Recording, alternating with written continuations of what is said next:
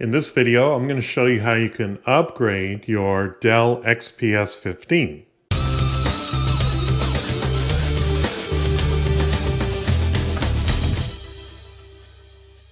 Okay, I just received this week my new Dell XPS 9530. This is a 13th generation processor with all the bells and whistles, latest NVIDIA graphics processor. I'm really happy with it, but if you're like me, if you've ever priced out a Dell XPS, you realize quite quickly that maximizing the RAM and the storage can be a very expensive prospect.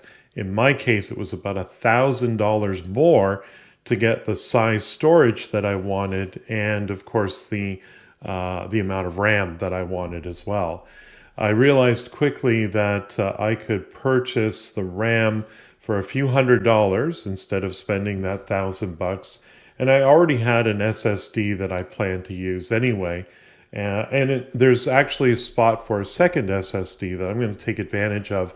I've got a spare 250 gigabyte drive, same brand and model type as the 2 terabyte that I'm going to throw in here as well. So let's get started. I'll take you through the process and some of the considerations that you need to make when upgrading a Dell XPS 15. One of the things that I recommend before you start this process is that you have the Dell XPS OS reinstallation software. I'll put a link to that in the description of this video because it will include all of the drivers, and most drivers, not a big deal. Windows Update will probably find those for you quite easily. But where this becomes crucial is that if you only have a Wi-Fi connection, you're going to want to obviously already have the Wi-Fi card driver installed or handy so that you can at least get past the installation process.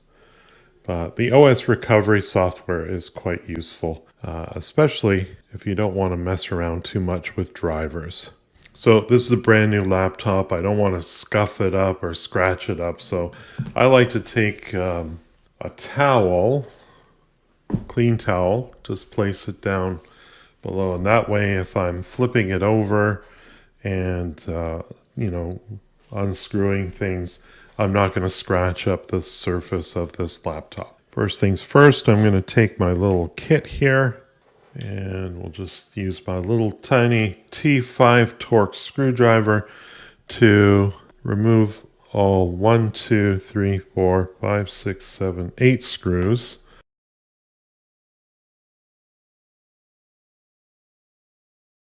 Now, the first time you pry off this back cover, it might be a little more difficult than later times because, of course, it is very tightly attached here. So what we're working with is the SSD is located right here under this brass looking cover, and our RAM is located right here. Now it's important to note that the RAM that you need is DDR5. You can check the specifications with the Dell website, and we're going to be upgrading the 512 gigabytes SSD that's here to a 2 terabyte model. And I actually have an extra stick of 250 gigabytes, something in that range there. And I'm going to pop it into this position here.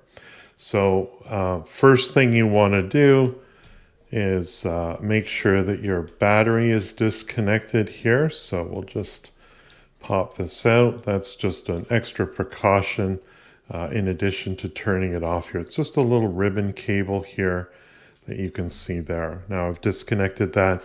No power should be running to anything.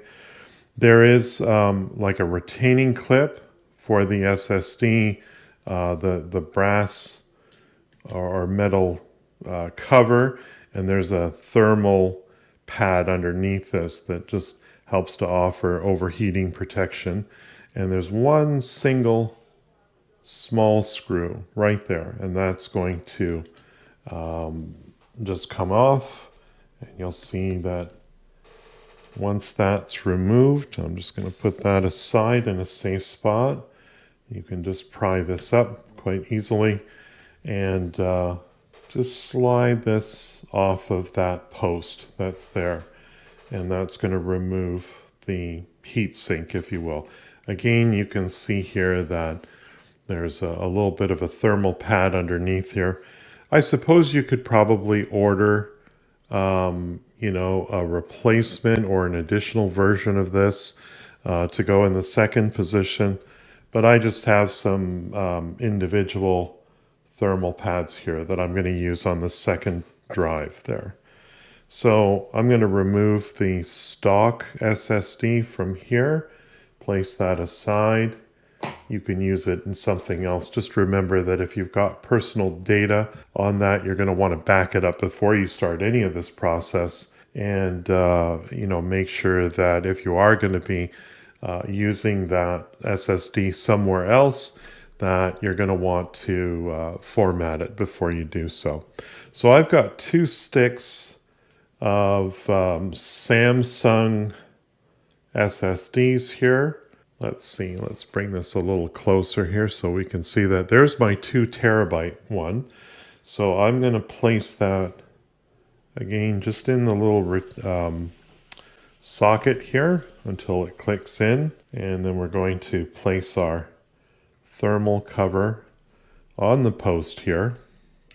Might take a little wiggling to do.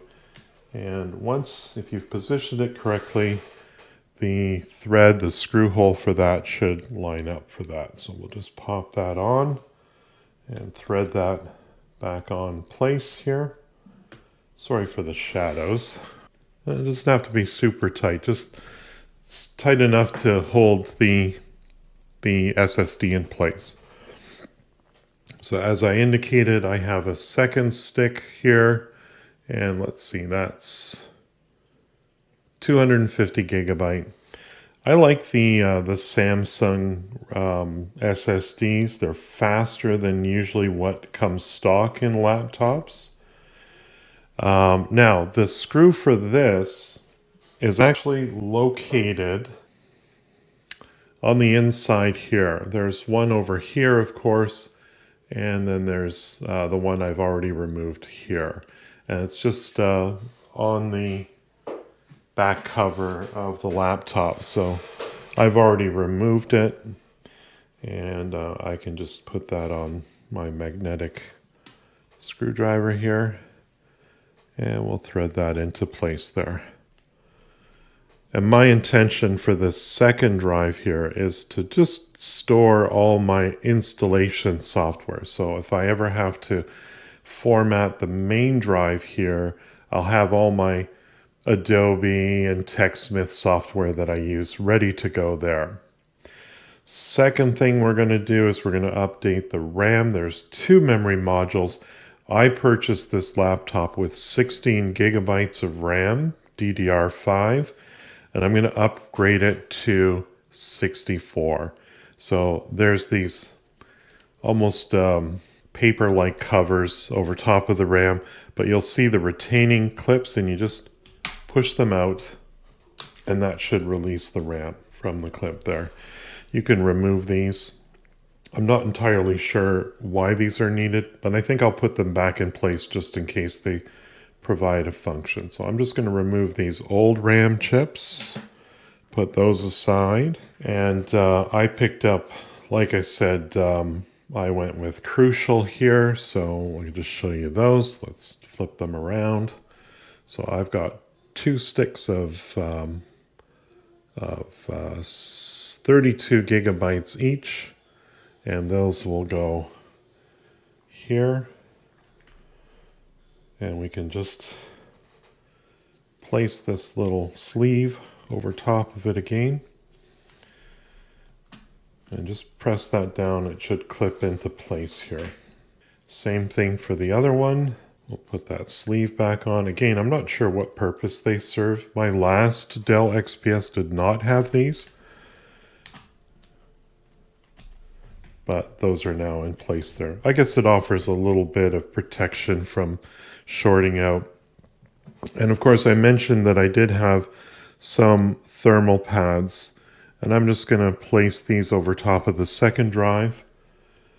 Like I said, you might be able to order a replacement or an additional cover for just such an occasion, but I think a couple thermal pads that will make contact with the outer case is probably enough to protect that.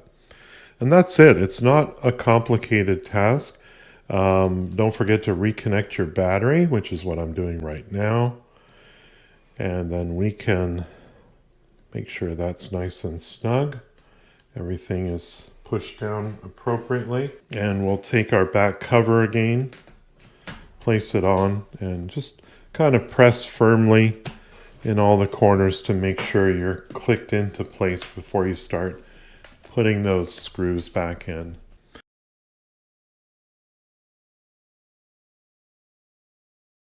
Okay, so the final step in this process essentially is we're going to plug this back in, insert our USB thumb drive that the OS recovery software would have installed to for you, boot it up again, and reinstall your operating system, and you should be good to go.